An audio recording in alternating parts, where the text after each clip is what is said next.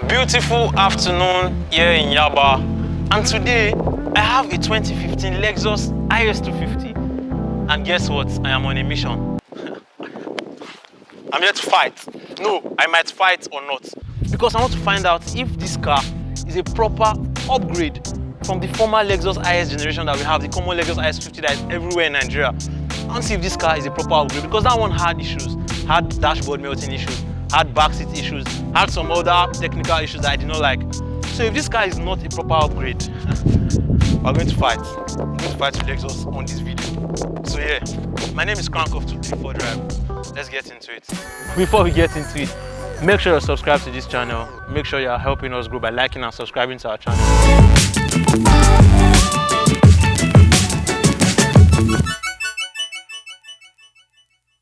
First thing you see is that the styling is very wicked.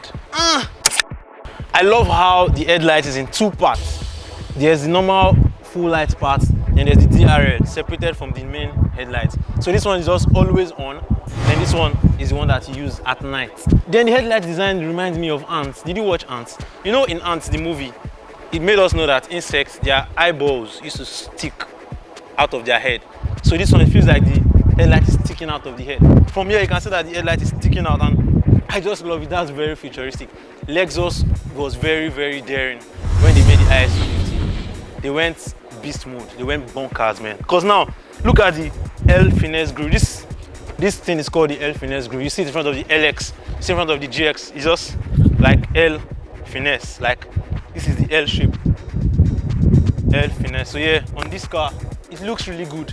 This is what everyone tries to achieve when they upgrade their Toyotas to look like a Lexus. They're trying to get this look. This is where that influence came from.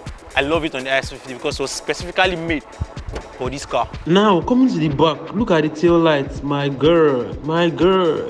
Scene starts from the quarter panel, runs all the way to under the trunk lid. I mean, this car is beautiful. Like, they knew what they were doing. They just said, you know what, I'm giving people a fine car. With the previous IS, with Lexus, people were kind of segregated because they didn't look like full luxury. But with this one, it's competing really hard based on looks. When you show up in this Lexus IS, ain't nobody gonna tell you shit, man. Ain't nobody gonna tell you shit. Because you are driving a premium car. It looks premium, and I love it. I love it. Let's check the trunk space. I don't like the fact that when you press the trunk button, it doesn't pop up. It's supposed to pop up now, but no wahala, no wahala. Trunk is deep. Oh. My hand can never, okay, it can touch, I'm about to give you one bobo there, but make I no lie. The second thing about this car is that the interior looks like a fighter jet. The interior has this fighter jet vibe, like everything is stationed here. Even when you want to start the car, you get that fighter jet vibe, because I just hear, I just like, Captain, ready to destroy. Dun, dun, dun, dun, dun, dun. You just control everything from here, like everything is just placed somewhere. I love this fighter jet design. And guess what? There's no way this car's dashboard is going to melt. No way, because this is handmade leather. This is handmade leather. Then the leather stops somewhere, then this part is another type of material, but it can also not melt. You'll see the deliberate efforts to put premium material in this car, but they could not put it everywhere because this car is not as expensive as those cars that have leather everywhere. So leather stops here, then the finish here is just nice. So the material selection of this car is actually very nice. It has just three major materials. There's the metallic looking one that is actually plastic, but it's high quality. And there's this foam type of leather, and there's the actual leather here. At the center stack here, you have your transmission. This car is a 6-speed automatic transmission with manual mode. Once it's in manual mode, you can use the paddle shifters to shift. Also, the steering design is really nice, really nice. But then I don't like the display of the infotainment. It looks like low quality. It looks cheap, not very cheap, but it looks cheap. Like, it looks dull. Colors are not popping properly. Yeah, you control this infotainment here with this trackpad, but the response is very slow. It's slow. Like, I press it here, then it takes time to respond here. It works sharp, but then it's just very slow. So if you are a tech head, I don't think you like the infotainment in this car. It won't bust your head if your happiness lies in the infotainment. This car won't make you happy. All your AC controls are at this first tier of the console, and this car has a dual zone climate control. You can control the temperature of the right side of the car, and you can control the temperature of the left side of the car. That is awesome. So this place can be hot and this place will be cold. Inside one car, mental. You get 3 driving modes. Eco means economical. Normal is the normal driving mode, and you have the sports mode that makes the suspension stiffer. The only thing I know that works for sure when you put it in sports mode is that it stiffens your suspension and it opens the throttle body more so that when you accelerate, your car goes faster. You can see the cup holders here, but they are awkwardly placed because I'm trying to access the cup holders and I'm bending like this.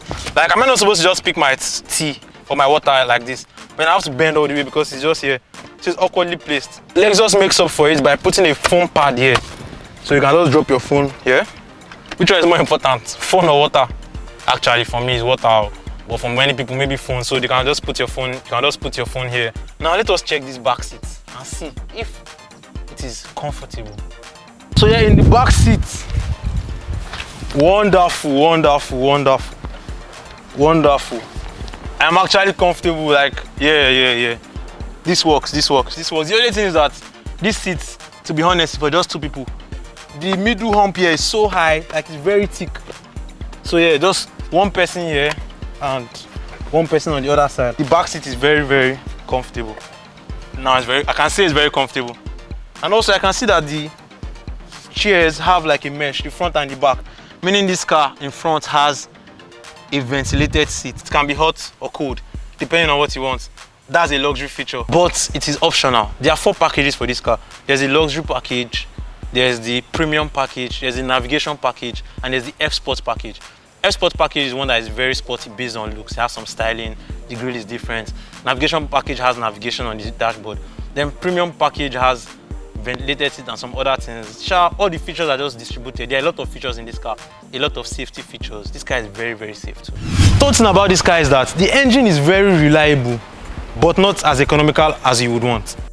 So this car uses a 2.5 liter V6 engine, but this car is slower than the previous IS250 because this car is heavier, but then it has the same engine. So yeah, and it's not now economical because the engine is doing more work to push you in this car.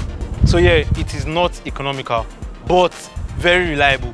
This engine is very, very reliable. The car is very reliable, in fact. Like, in total, this car is one of the most reliable exhaust cars ever made. I can tell you for a fact that this car doesn't have any known issue as far as the engine goes. It is very reliable. Every morning you start it, it works. No issue at all. The only thing is that it's not as economical as you would want, but you might not even notice. You might not even notice because you have money now. The fourth thing about this car is that it doesn't drive as sporty as it looks. So I have driven this car. Very soon we'll start making videos where we drive the car and explain what is going on. But for now, because of the length of the video, I want it to be short because I want you to understand this car quickly. But just trust me when I tell you that I have driven this car, and the only thing I noticed that stood out for me was the steering response. Aside that, the way it accelerates, it makes a lot of noise. Like, there's a lot of road noise. The way it accelerates, it is not unique. So yeah, this car is like you're just buying a car because of how it looks and the luxury it gives you. Based on drive, it doesn't really offer so much. But if you buy the IS350, you enjoy. That one is quick. That one you feel like you're driving a sporty car. But this one is just... So yeah, this car doesn't drive as sporty as it looks, and that is very disappointing for me. The fifth thing about this car is that the safety features are backed up by a lot of technology. A lot. I don't know, because maybe Lexus need that this IS250 is not going to be driving the way this thing. So what else can we give people that will make them want this car? If somebody should steal this car, there's something called the Lexus Inform Safety. It has like a stolen car locator. Once you connect it to your phone, it can show you where your car is at any point in time, like a GPS tracker, but this one comes with the car. Also, if you borrow somebody this car, you tell them that, don't drive beyond 120 meters per hour because I don't want to be overspeeding my car. If they exceed that speed, your phone will alert you. Once you just put it in that borrow somebody the car mode, it shows you that. It has lane keeping assist, it has collision warning, it has blind spot monitoring. There's a lot of safety features on this car, so this car is very, very safe. So should, in case you get in an accident, the chances that you would survive in an accident is very, very high. Very, very high while you're driving this car. And that's not a regular thing when you look at Japanese cars, because most Japanese cars are not as technologically safe. Most Japanese cars don't have all these advanced technology features to save you when you're involved in an accident or collision, but this one has all of that. I love it for the Lexus. I love it for the Lexus. Normally, I'll tell you the problems that a car has, but then the only problem this car might have is that it doesn't have any issue. Yeah, it doesn't have any problem. Like, it doesn't have any engine problem, like I said before. So this car is basically a luxury car that doesn't offer you driving performance. Every other thing aside that is in this car. Do you get? So if you're buying Lexus IS250, you know that you're not buying it because you want to speed. You're buying interior comfort. You're buying technology, driving technology, and you're buying looks.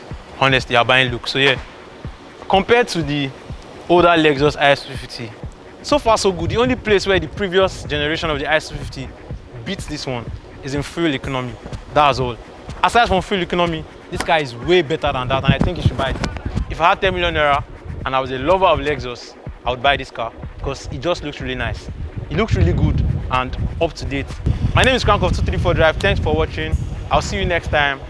Same place, same station, same channel. Later.